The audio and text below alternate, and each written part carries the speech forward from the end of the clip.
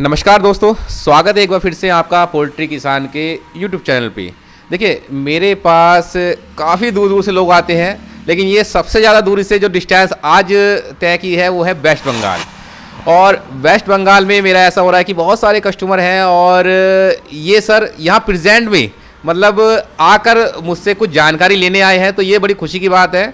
और सर से अभी मैं आपका इंट्रोडक्शन कराऊंगा वेस्ट बंगाल में कहाँ से हैं। पढ़ लिख कर भी अपने बिजनेस की तरफ ध्यान दे रहे हैं कि हमें बिजनेस करना है, क्योंकि कुछ लोग फार्मिंग को ऐसे सोचते हैं कि यार एक फार्मिंग तो कर रहा है, लेकिन जब पढ़े लिखे लोग इस सेक्टर में आते हैं कुछ नया ही करते हैं। तो सर से मुलाकात कराता हूँ। नमस्कार सर। नमस्कार सर। सर आप कहाँ से आए हैं, थोड़ा परिचय हमारा अपना बताइए। सर मेरा नाम एमडी रहमत है। एमडी रहमत। हाँ, मैं वेस्ट बंगाल आसनसोल से आया हूँ। वेस्ट बंगाल सर, मेरे हिसाब से कब से ट्रैवल करके यहाँ आए, ये बताइए। ट्रैवल 2 दिन हो गए। देखिए सर, 2 दिन से ट्रैवल कर कर डिस्ट्रिक्ट बिजनौर यूपी उत्तर प्रदेश में यहाँ पर सर बैठे हैं। सर यहाँ तो कुछ चमक लगी नहीं। कुछ यहाँ आकर फायदा हुआ आपका, ये बताइए। चमक की ज़रूरत भी नहीं है। बहुत फ़ायदा हुआ है। अभी सर फार्मिंग स्टार्ट कर रहे हैं, और स्टार्ट करने से पहले होता है ना कि सब कुछ डिटेल में जानना, तो बहुत अच्छा लगा कि भाई स्टार्ट करने से पहले उसका पहले बेस जानना जरूरी है। कोई भी बिल्डिंग खड़ी होती है, बेस अगर मजबूत होता है तो वो टिकी रहेगी। बेस में अगर दीमक लग गई, पता ही नहीं चला कि बेस कितना है, गहरा है, और ऊपर बिल्डिंग बना ली तो बिल्डिंग गिर जाएगी।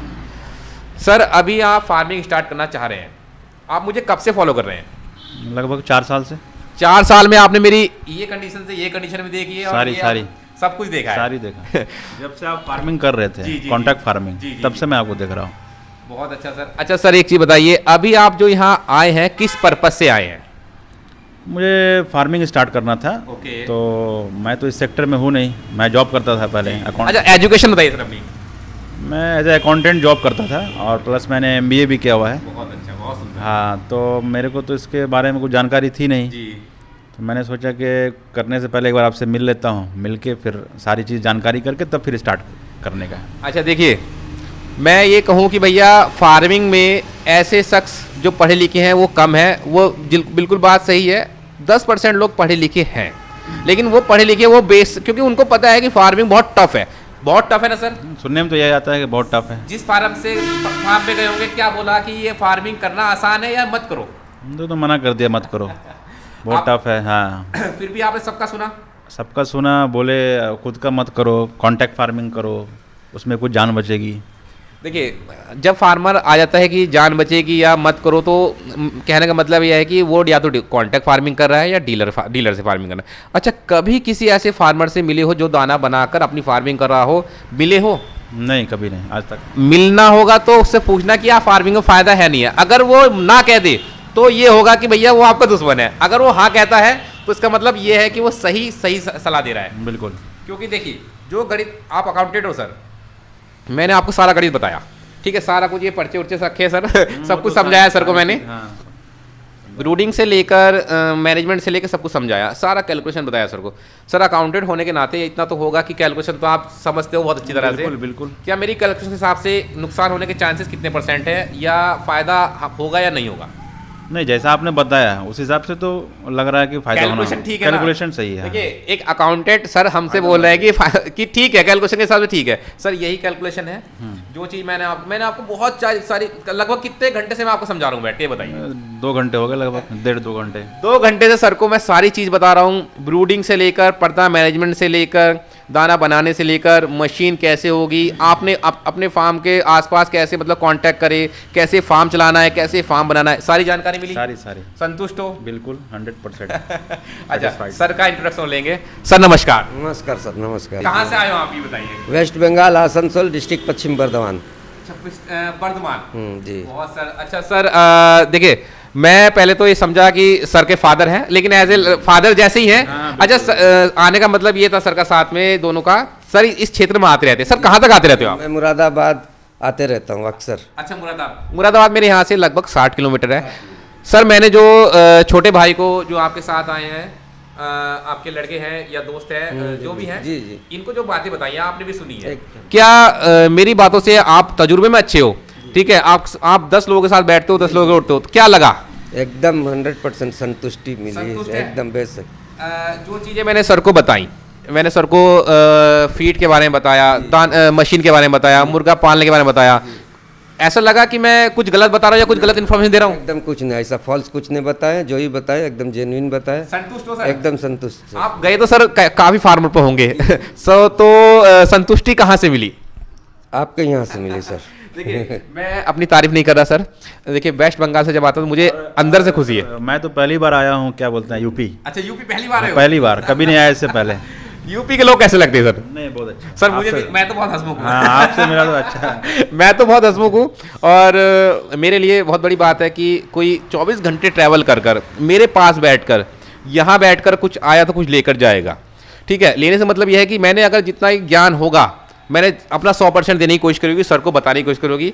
और अब सर को मैंने ये भी कहा है कि आप काम करिए, सपोर्ट मेरा रहेगा, पूरा बैच मैं पलवाऊँगा और फार्म बनाइए। कोई बीच में कोई भी दिक्कत आती है तो मुझे वीडियो कॉल करिए, मैं अटेंड करके सर आपका हेल्प करूँगा। बिल्कुल। कुछ ये तो पर्चे हैं सर, मैं साक्षात आपके सामने बैठा हूँ, ये तो आप ले जाइए। लेकिन क्या है कि जो चीज़ मैं अगर आपको कोई मुसीबत आए या कुछ भी स्ट्रक्चर में फीड बनाने में, तुरंत वीडियो कॉल करिए, मैं तुरंत आपका सोल्यूशन दूंगा। अच्छा सर एक चीज़ बताइए, अभी कितने हज़ार बच्चों से स्टार्ट करना चाहते हैं? अभी लगभग 2000। 2000 बच्चे से। अच्छा 2000 बच्चे में, ठीक है, मान के चलिए कि आपके पास ज़मीन कितनी है? ज़मीन मैं फिट में बता सकता हूँ। फीट में बताइए। वो मेरी ज़मीन जो है वो फ्रंट है 65 और लेंथ है 90 फीट। ठीक है, देखिए 65 और 90 फीट लंबी। देखिए सर को मैंने कैलकुलेशन करके ये भी बताया कि आपको कितना फार्म, मैं आपको एक चीज़ दिखाता हूँ कितना फार्म बनाना है। इधर थोड़ा सा कैलकुलेशन देखिए, ये पर्चे पे मैंने हल्का सर को ये बताया कि आपको कितनी ज़मीन पे पेड़ लगाने हैं, कितनी ज़मीन पर आपको फ्रंट रखना है, कितना ज़मीन पर आपको अपने पीछे तक ज़मीन लेके जानी, कितने स्क्वायर फीट, ये आपका फार्म तैयार होगा। तो ये छोटी छोटी चीज़ें सर मैंने आपसे इसलिए पूछा क्योंकि हम लोग स्ट्रक्चर बना लेते हैं और लगभग मान के चलिए हमारे स्ट्रक्चर में अगर कमी रहती तो हमारा सारे बैच में गड़बड़ रहेगी। किस्मत की बात है 1-2 बैच अच्छा चला जाए। लोग मुझे बोलते हैं सर मेरे फार्म में बच्चा मर रहा है और मेरे फार्म में पिछली बार मोर्टलिटी नहीं हुई थी, इस बार हुई है। वो कारण ये होता है सर, वेदर कंडीशन के हिसाब से फार्म सही से वर्क नहीं कर पाता, जो स्ट्रक्चर है फार्म का वो सही से वर्क नहीं कर पाता। फार्म को कुछ लोग पूरे पश्चिम रखते ही नहीं है, जो स्टैंडर्ड साइज बोला जाता है पूरे पश्चिम का, वो पूरे पश्चिम रखते नहीं है। क्या करते हैं कि उल्टी दिशा में रख दिया, गैस बनी, बच्चा मरा। जैसे अब सर्दी है, नवंबर चल रहा है, गैस प्रॉब्लम आती है, कभी कभी नहीं आती, इससे पहले नहीं आई, ठीक है, तो तब तो फार्म काम करेगा, लेकिन अब नहीं करेगा। अगर जो सही फार्म होंगे, जो सही स्ट्रक्चर के साथ तैयार होंगे तो वो 12 महीने सही से काम करेंगे।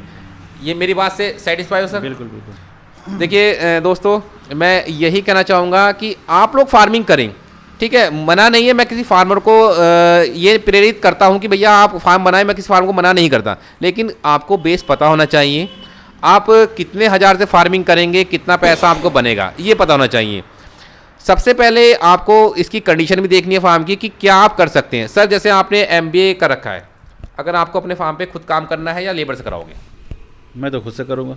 बहुत बढ़िया, बहुत सुंदर जवाब, खुद से करूंगा सर। खुद का काम है, खुद से करूँगा, क्या दिक्कत है? मैं जब पढ़ा लिखा था, मैं पढ़ा लिखा तो हूँ खैर था नहीं, ठीक है, मैं बीटेक करने के बाद ही मैंने अपने फार्म पर खुद से काम करना सीखा है। लेबर मैंने रखी, लेकिन क्या है कि जब फार्म बड़े हुए, मेरे बस की बात नहीं, तो मैं वहाँ प्रेजेंट रहा। 12 बजे जरूरत पड़ी, 12 बजे रहा रात के। जब बड़े लेवल पे करना हो फिर उसके बाद लेबर रख सकते हैं, मैन पावर। हाँ, तो लेकिन सर नहीं, मैं और मेरा छोटा भाई है, जी। वो दोनों मिलके करेंगे हम लोग। ये नहीं कि हिचकिचाओ सर कि मैं फार्म पे काम करने से हिचकिचाऊंगा। नहीं, वो सब नहीं।